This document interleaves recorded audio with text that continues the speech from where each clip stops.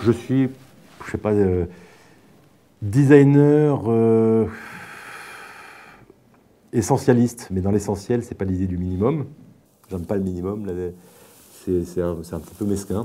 Mais qu'est-ce qu'il y a d'essentiel dans une situation, dans un contexte? Voilà, à nous de le définir. Et dans l'époque, pour moi, les trois enjeux, hein, épanouissement individuel, harmonie collective, symbiose avec le monde, ça me semble être l'essentiel.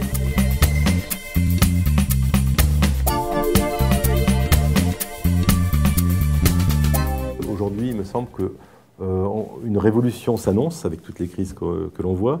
On va plus être dans l'époque du marketing, donc du consensus mou, mais dans une économie qui va être dirigée par l'idée de projet. Et le design, c'est l'idée de projet. Quand on me demande quel est le meilleur designer du monde ou votre référent, pour moi, c'est Steve Jobs, loin devant tous les autres, puisqu'il a pris il a fait un projet, mais économique, sur qu'est-ce que le design de l'information et de la gestion de l'information. Pour moi, c'est vraiment une économie, une société, Apple, qui n'est pas dirigée par le marketing, mais qui est dirigée par le design. C'est-à-dire l'idée de projet, l'idée de mieux, donc une idée de progrès. Et les entreprises qui vont s'en sortir après la crise, ce sont des entreprises qui proposeront des projets auxquels le public pourra adhérer parce qu'idéologiquement, aujourd'hui, il y a une saturation de ce consumérisme effréné, de cette fibrillation-là. Tout le monde a besoin de se retrouver et de se définir aux yeux des autres par un projet.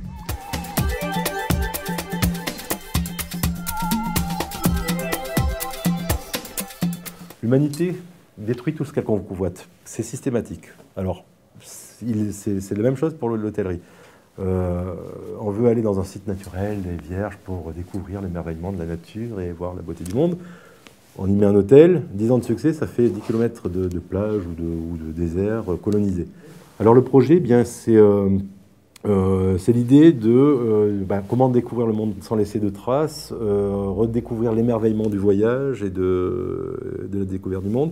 C'est finalement prendre une infrastructure hôtelière et plutôt que de l'implanter, de l'enraciner sur un site de qualité, un site naturel, eh bien c'est le déplacer avec nous pour pas qu'il emprunte. Et donc, on se sert du plus léger clair. C'est une technique qui a eu l'Édimbourg il y a plus de 80 ans, très, très accessible.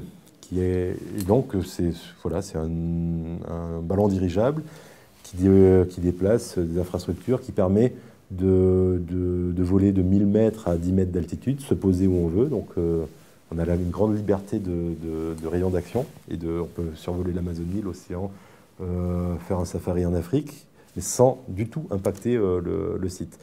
C'est l'idée de désir et responsabilité. Ça me plaît, j'y adhère, et en plus, il se trouve que je suis valorisé parce que c'est responsable et qu'aujourd'hui, il faut que les gens soient valorisés.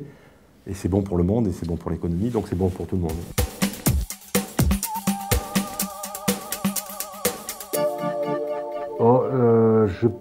Je pense qu'elle est utile, la notoriété, pour pouvoir avoir des leviers d'action sur des sujets sensibles et surtout quand on veut